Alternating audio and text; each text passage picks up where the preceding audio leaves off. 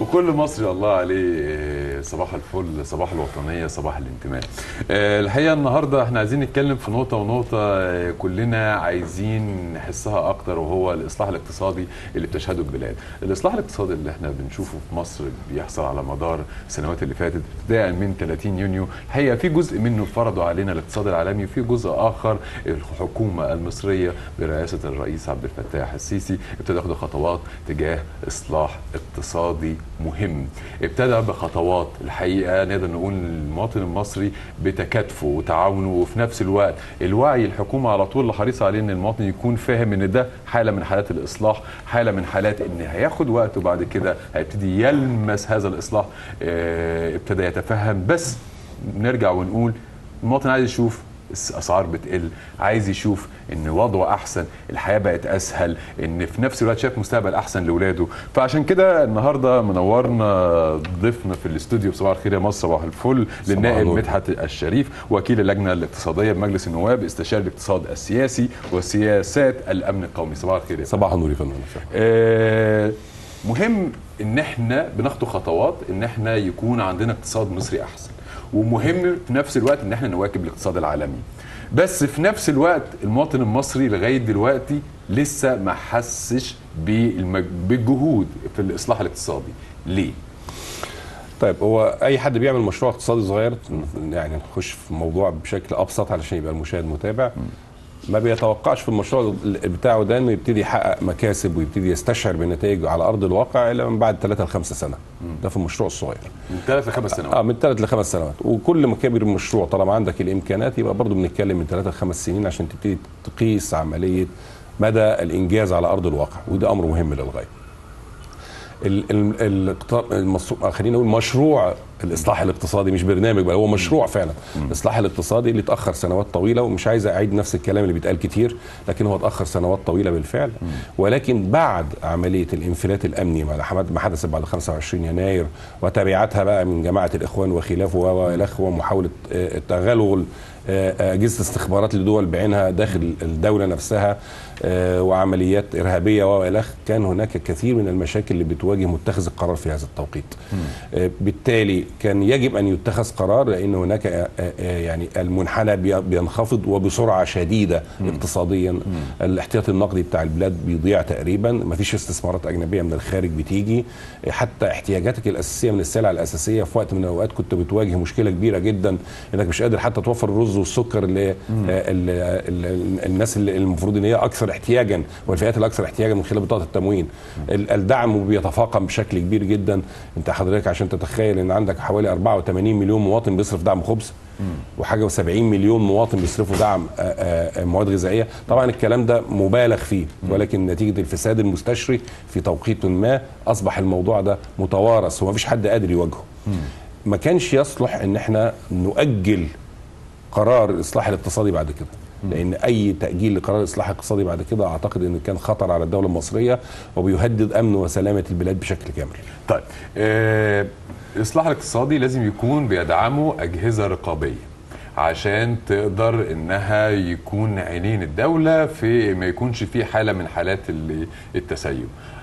تقييمك ايه للاجهزه الرقابيه في حاله الاصلاح الاقتصادي؟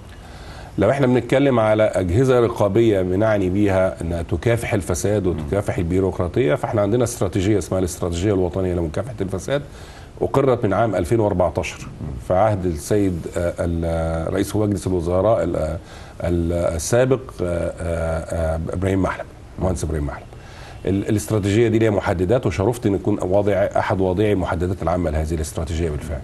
الاستراتيجية فيها 10 أهداف، للأسف الشديد ما لم يتم تطبيق أكثر من أجزاء مراحل جزئية في بعض الأنشطة بتاعتها.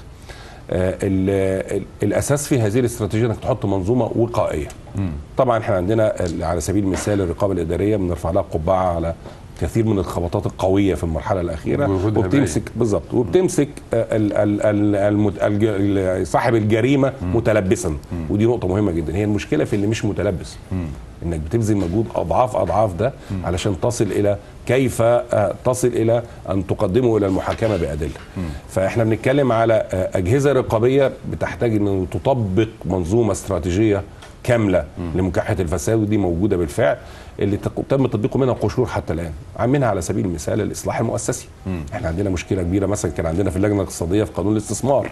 احنا بنجد ان هناك تضارب في الاختصاصات ما بين الوزارات المختلفه في الاستثمار، وطول عمر مشكله مصر في الاستثمار هو تضارب الاختصاصات المختلفه ونزاع ما بين الوزارات والجهات المعنيه فيما يتعلق بالاستثمار. انا عشان اروح اسس شركه دلوقتي ممكن اسس شركه في يعني ايام قليله جدا، انما عشان ابتدي اخد تراخيص هذه الشركه واخد ولايه على الارض وابتدي انقل واشتري او اشتري او يبقى لي تخصيص للارض بحق انتفاع او ما الى هذا الاوجه المختلفه لتخصيص الارض، ده مشكله كبيره جدا. كان اقصى طموحنا في قانون الاستثمار اللي احنا ناقشناه في اللجنه الاقتصاديه، قعدنا 4 شهور بنناقش هذا القانون وبنحاول بمنتهى الدقه ان احنا نستطلع اراء الجميع، سواء جمعيات مجتمع رجال الاعمال، جمعيات مستثمرين، اتحاد صناعات، اتحاد غرف تجاريه، والجهات الاداريه التنفيذيه. اقصى طموحنا كان فيه ان اقدر اطلع التراخيص دي في خلال 60 يوم. انما انت بتيجي على الشكل الثاني بقى، ليه؟ لان عندك ولايات اراضي، الصناعه واخده ليه ولايات اراضي، الزراعه واخده ولايات اراضي، والاسكان عنده ولايات، او كل واحد مش عايز يتخلى عن هذا المفهوم. عشان كده عملنا مركز خدمه المستثمرين. دي نقطه بقى مهمه ان احنا نروح لها، ان الحقيقه دي خطوه لاي شخص عنده خلفيه اقتصاديه، ان انت بتروح لمرحله الديسنتراليزيشن او اللامركزيه، ان انت دلوقتي بتجيب ان الخدمه بتروح طالبها في مكانها بدل ما ترجع للعاصمه او ترجع لوزاره الاستثمار. لا، انت بقى عندك مركز بيساعدك ان يديك كل تصاريحك وان انت تبتدي تستثمر، وابتدى في الصعيد. الاصلاح الاقتصادي بيبقى ليه كذا شكل، جزء منها بيهتم بالمشاريع الصغيره، وكنت دردشت مع حضرتك في الموضوع ده يا استاذ مدحت. المشاريع الصغيره اخبارها ايه من الاصلاح الاقتصادي؟ والاهم من المشاريع الصغيره، هل قانون الاستثمار الجديد هيبتدي يفتح افاق مختلفه؟ طيب هاخد الجزء الاخير. قانون الاستثمار احنا اضفنا فيه، احنا عدلنا في هذا القانون ما يعادل تقريبا 70% من هذا القانون المقترح اللي كان متقدم من الحكومه، سواء بالاضافه او بالتعديل او بالحذف.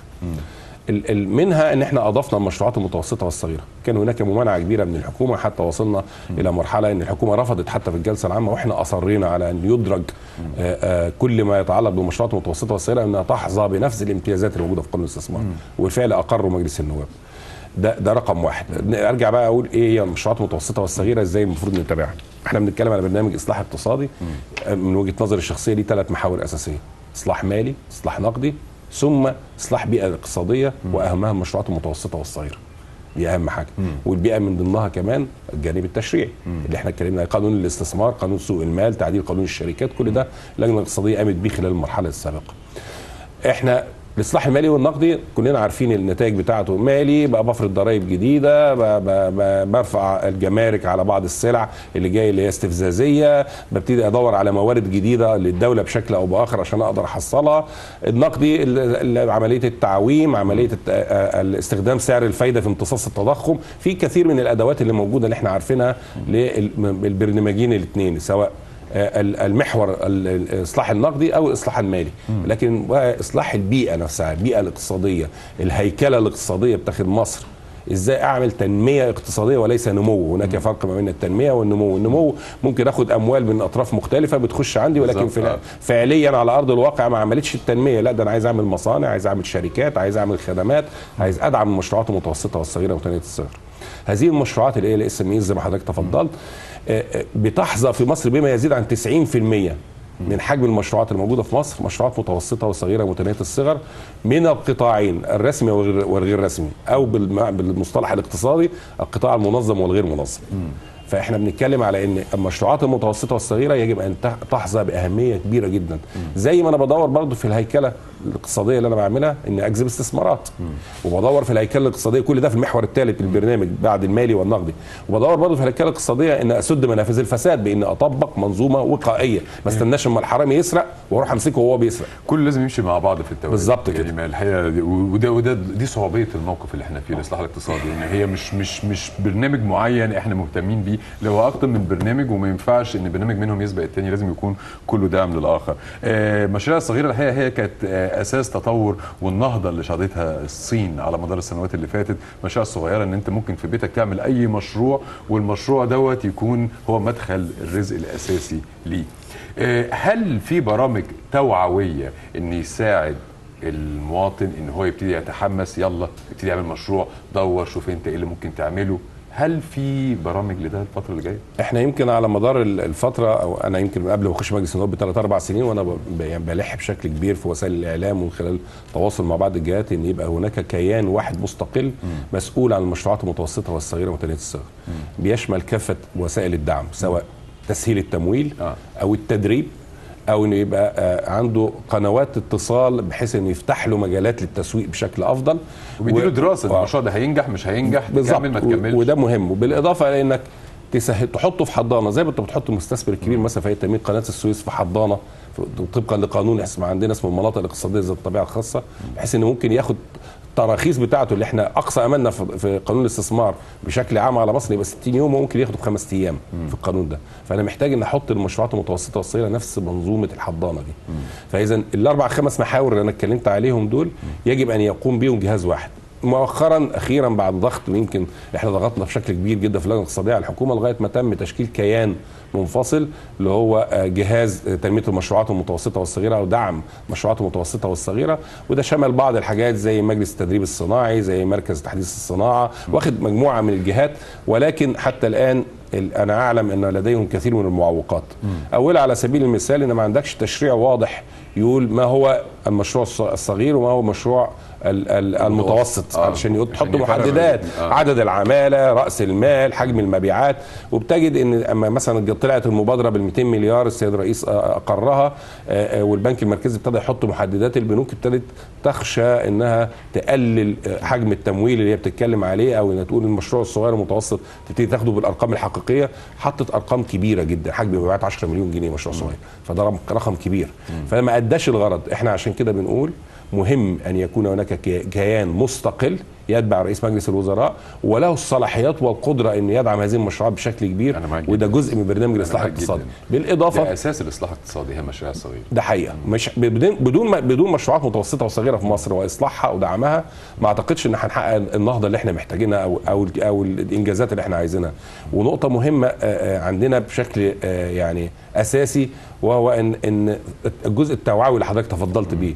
ازاي اوعي الشاب ان انت عمال تدور طول النهار؟ يعني احنا مثلا في الدوائر كنواب طول النهار الناس بتكلم تشوف لي وظيفه في كذا، شوف لي وظيفه في كذا، اعمل وظيفتك. طب انت مش عايز ليه تعمل؟ يعني احنا مثلا في مصر الجديده والنزهه عملنا 2 منتدى للتوظيف، منهم المنتدى الاخير ده مثلا كنا خدنا كافه البنوك، يعني عدد كبير جدا من البنوك والمؤسسات الماليه، وعملنا منتدى توظيف. كانوا محتاجين بالفعل ناس انهم يتوظفوا عندهم، وفي نفس التوقيت دخلنا معانا جهاز تنميه المشروعات المتوسطه والصغيره، وابتدى يبقى يدي ثقافه، يعني فريق العمل المتطوع اللي معاه بيوجه الشاب بيقول له طب انت لقيت وظائف؟ لا مش لاقي حاجه تتناسب. طب روح اقف كده معاهم واسمع.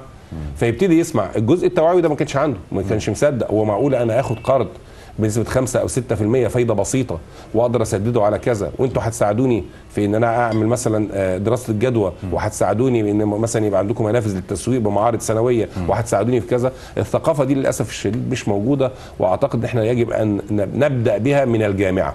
من الجامعة. انا معاك جدا، يعني انا معاك جدا في فكره ان الشاب نوجد له فكر مختلف. انت مش تتخرج وهتشتغل في وظيفه، لا انت ممكن تكون صاحب مشروع من اول يوم في الجامعه حتى لو انت عايز. كيف ترى اداء حكومه المهندس شريف اسماعيل؟ في اجتهادات ولا نستطيع ان نغفل هذا. احنا بس عندنا وفي يعني لو هبص على كل وزاره لوحدها هتجد وزارات حققت قصص نجاح، ما نقدرش نغفل هذا. ولكن لا زال عمليه التنسيق البيني ما بين الوزارات المختلفه، وده بقى احنا اكثر ناس نلمسه في داخل اللجنه الاقتصاديه. شايف ان عمليه التنسيق مش ماشيه على القدر المطلوب في هذه المرحله. احنا بنتكلم عايزين نعمل انجازات وثبات، وخصوصا ان احنا نخرج من عنق فاتوره الاصلاح الاقتصادي اللي بيدفع طبعا اللي بيتجرع الدواء المر فيها هو المواطن، واللي كل التحيه والتقدير ليه. يمكن السيد الرئيس اشار لده اكثر من مره، كل التحيه والتقدير ليه. ولكن لا زال هناك مشكله في عمليه التنسيق البيني ما بين الوزارات. وانا اعتقد شخصيا ان الاساس في هذا الامر أن يكون هناك اصلاح مؤسسي فاعل، وده جزء من الاستراتيجيه الوطنيه لمكافحه الفساد، بحيث انها تفصل في مهام واختصاصات الوزارات المختلفه، ونقدر ندمج بعض الوزارات. ده هيدي فرصه كبيره جدا لوثبات قادمه، لان دايما احنا شفنا مثلا في قانون الاستثمار في وقت من الاوقات 4 وزراء اتخانقوا، وكنا في الاخر اللجنه الاقتصاديه كل واحد بيحاول يعبر عن رايه داخل اللجنه على إن لماذا يتمسك بعمليه الولايه على الاراضي، او عمليه التخصيص، او ان يبقى ليه خريطه استثماريه منفصله، او ان يبقى له مركز خدمه مستثمرين منفصل. طيب في الاصلاح الاقتصادي في الوقت الحالي اللي احنا فيه، اكيد في خطه معموله عشان نجذب الاستثمارات من الخارج، وده يعني جزء منه الحقيقه الدوله ماشيه عليه ان يكون في بيئه امنه. وفي نفس الوقت انت في عمليه سيناء 2018 هي الرساله الاخرى للمجتمع الدولي ان انت بلدك بقت بلد امنه، حدودك امنه، في بيئه خصبه للاستثمار. ايه بقى ادوات جذب المستثمرين غير ذلك؟ حضرتك اشرت لعمليه سيناء 2018، ودي نقطه مهمه جدا لازم نحطها في اعتباراتنا زي ما حضرتك ابتديت بيها. مظله الامن القومي لا تعني فقط اني انشر قوات عسكريه على الارض. مظله الامن القومي قوات مسلحه قادره وتنميه اقتصاديه فاعله. بدون ده مش هيبقى في امن قومي. هم دول الشقين الاساسيين لمنظومه الامن القومي بشكل عام. زي ما بنتكلم السيد الرئيس مثلا اطلق مبادره بانه يبتدي تبرع لعمليه تنميه سيناء، بيقترض من الخارج زي ما اشار بنفسه قروض من السعوديه من الامارات علشان يعمل عمليه تنمويه او انشطه تنمويه في سيناء في هذا التوقيت اللي هي اغفلت على مدار عشرات السنين للاسف الشديد يعني. فاذا لما بتكلم عن تنميه اقتصاديه يبقى بتكلم عن مشروعات، عن ضخ اموال علشان تقدر تعمل هذه المشروعات، عن تغيير ثقافه فكر الشاب اللي انا عايز اشتغل جنب بيتنا، فيبقى يدور له فرصه افضل. وده طبعا انا شايف ان اللي عرضه السيد اللواء كامل الوزيري في سيناء على سبيل المثال عندما تحدث عن كثير من المشروعات منها الزراعيه. على سبيل المثال احنا دلوقتي في مياه عذبه من خلال صحارتين بتعدي من تحت القناه الجديده والقديمه، علشان البعض كان يقول لك طب انتوا ليه بتعملوا دلوقتي قناه جديده؟ ما انت عايز تعمل مرافق هتعملها، وهتعمل القناه الجديده بعد 5 سنين، لو هتعمل المرافق دي بعد كده مش هتعرف تعملها تاني. خلاص ده انت معنى كده انت هتهدم اللي فات، بما فيها كابلات الكهرباء، بما فيها المياه العذبه، بما فيها كل ما تتخيله من بقى غاز طبيعي بيعدي تحت الارض وتحت المياه وخلافه. فاذا احنا بنتكلم عن برنامج تنموي شامل لازم اجتذب بيه المستثمر. طب ازاي اقدر اجتذب المستثمر وانا بقول ان عندي حرب في سيناء؟ طب ده الحرب بقى مهمتي بقى ان اوصل للمستثمر. والجزء التوعوي يمكن انا كنت لسه باعت الموضوع ده للسيده الوزيره سحر نصر في المناقشه، يعني ان احنا الجزء التوعوي المهم جدا يوضح ان الحرب القائمه في بقعه صغيره في شمال سيناء لم تؤثر على الحياه الطبيعيه للبشر في حتى في سيناء نفسها. يعني دينا شايفين جنوب سيناء الحمد لله السياحه مزدهره والنشاط ماشي بطريقه طبيعيه. باقي محافظات مصر بالكامل برغم ان هناك حرب على الارهاب الا الانشطه كلها بتقوم بشكل قوي وجيد. هيئه الاستعلامات ووزاره الخارجيه يجب ان توضح الصوره دي للعالم. في نفس التوقيت مهم ان انا اعمل على تقليل منافذ الفساد. يعني لسه في تقرير الشفافيه لان ده لازم انا عايز اجتذب مستثمر، فبقول له لا انت مش هتدفع تكلفه فساد اضافيه، انت هتشتغل على اجراءات 1 2 3 4. وده اللي احنا حرصنا عليه في قانون الاستثمار. هو حتى الان يعني في لائحه تنفيذيه طلعت، خلينا نقول المراكز خدمه المستثمرين لم تظهر على ارض الواقع. يمكن السيد الرئيس قال بوضوح شديد، هو لامس طبعا الموقف.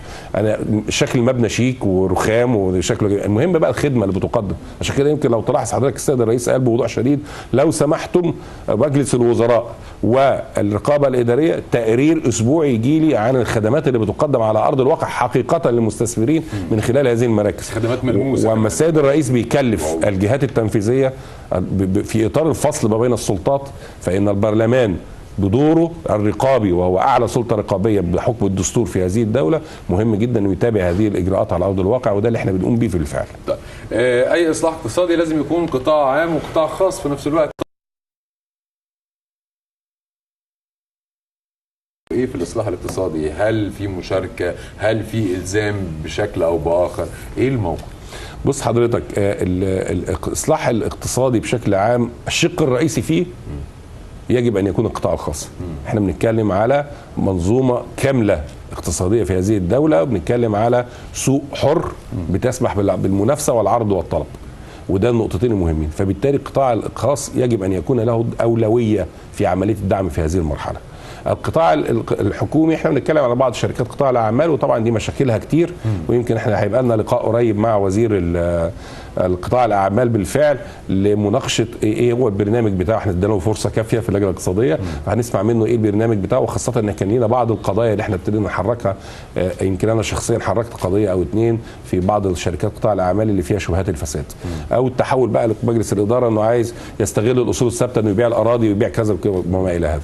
لكن لما نتكلم بقى على القطاع الخاص مهم جدا، ليه شقين. شق ان انا ادعمه وسهل له الاجراءات بتاعته في عمليه الاستثمار، واحنا شفنا حتى في مشروعات البنيه الاساسيه اللي تبنتها الحكومه على مدار الاربع سنين اللي فاتت او الثلاث سنين اللي فاتت، خلينا نقول 4 سنين وكسور كمان من ايام السيد الرئيس المحترم عدلي منصور برضه، كان هناك تبني لفكره انك بتدفع في مشروعات بنيه اساسيه ومشروعات قوميه، لان دي في حد ذاتها دائما ما يكون في حالات الكساد الاقتصادي يجب ان تتجه لمشروعات البنيه الاساسيه وكثيفه العماله عشان تخلق فرص عمل تشغل طاقات عاطله، بدل ما تتحول هذه الطاقات الى طاقات سلبيه للاجرام والسرقه والارهاب، نبتدي تديها انت فرصه عمل من خلال هذه المرحله. فاحنا في هذه المرحله اللي احنا شفناها مشروعات البنيه الاساسيه اصبحت دلوقتي ليها قاعده تستطيع ان تنطلق منها وتطور خلال هذه المرحله.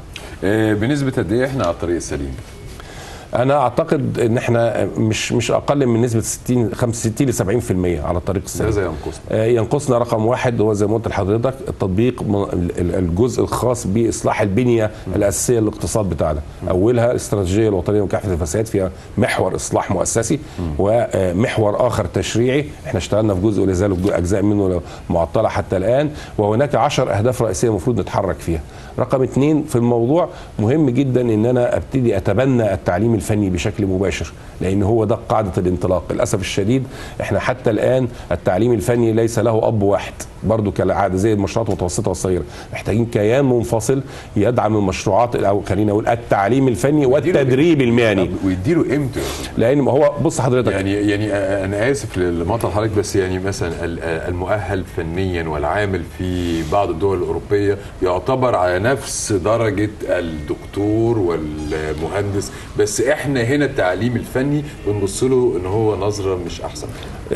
الجزء ان انا اعمل الجزء الجانبي التوعوي، بس لازم يبقى ده بيواكبه. انا بدي الناس اقول لك ده كويس تعليم الفني، بس لازم يواكبه نهضه او طفره بتحصل في عمليه رفع مستوى التعليم الفني والتدريب المهني، وكيان واحد يدعمه، لان هذا الكيان للاسف الشديد حتى الان مش موجود. يعني زي ما حضرتك تفضلت قلت في العالم بره، انا عايز ادي حضرتك مثال.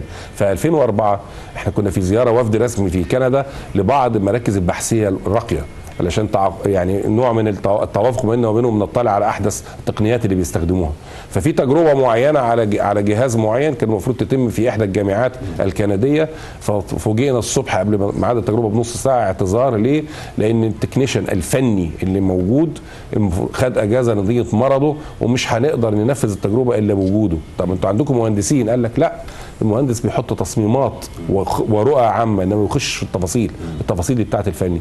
وتعطلت التجربه وابطلنا اضطرينا ان احنا ناخد يوم تاني لغايه ما الفني يعني برق من مرضه. استاذ مدحت، باختصار يعني نقدر نقول ونحدد وقت امتى المواطن المصري هيبتدي يحس بخطوات الاصلاح الاقتصادي؟ امتى يشوف الاسعار اقل؟ امتى يشوف الحياه اسهل؟ بص حضرتك، مهم جدا احنا نحط في اعتباراتنا ان عندنا معدل تضخم وصل في وقت من الاوقات ل 35%. احنا حصل نوع من استخدام الادوات الماليه زي رفع سعر الفايده وخلافه، ليه اثار ايجابيه وسلبيه، ولكن الاثر الايجابي انه احتوى نسبه التضخم العاليه دلوقتي وبتنزل تدريجيا.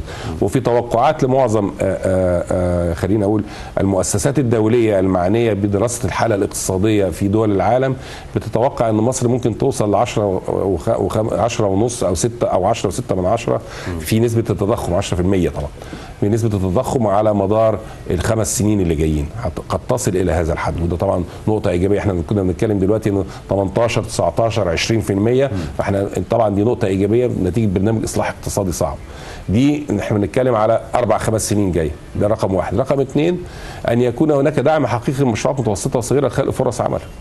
وفي نفس الوقت علشان اقدر اخلي عجله الاقتصاد تشتغل وبسد عجز الدوله، لان انا في وقت من الاوقات عجز الموازنه العامه، لان انا في وقت من الاوقات انا باخد ضرائب من المشروعات دي، بشغل عماله في حركه البيع والشراء، الاستهلاك المحلي نفسه. اما انا وانت بنصرف في السوق ده معناه ان بنشط الاقتصاد. انما الحادث دلوقتي انا بعالج مشكله التضخم على سبيل المثال برفع سعر الفائده، فكلنا نحط فلوسنا في البنك فما بشتريش.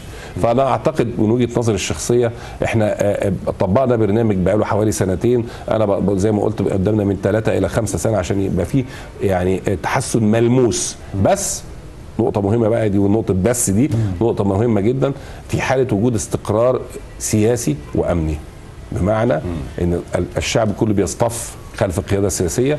مرحله مهمه ان احنا ممكن جدا نختلف في الراي، ممكن ننتقد ويبقى عندنا وجهه نظر في الانتقاد، ان عندي شكل اخر في عمليه الانتقاد، ممكن اؤيد طالما هناك نجاحات. ولكن في النهايه الاصطفاف في هذه المرحله خلف القياده السياسيه امر هام للغايه، لان هو ده اللي بيحافظ على الاستقرار. عايز اقول لحضرتك ان يمكن كنت لسه حالا بقرا تقرير مؤسسه دوليه بدون ما نذكر الاسم، قال بوضوح شديد التوقعات يعني كلها تفاؤل في حاله، ولكن في النهايه كده في حاله وجود استقرار سياسي في الدوله. اي دوله بالظبط. واحنا الحقيقه بقى عندنا وعي ان استقرارنا ووحدتنا هو ده اساس نجاحنا الفتره اللي جايه ان شاء الله. النائب مدحت شريف استشاري الاقتصاد السياسي وسياسات الامن القومي ووكيل اللجنه الاقتصاديه مجلس النواب، نشكرك وافدتنا.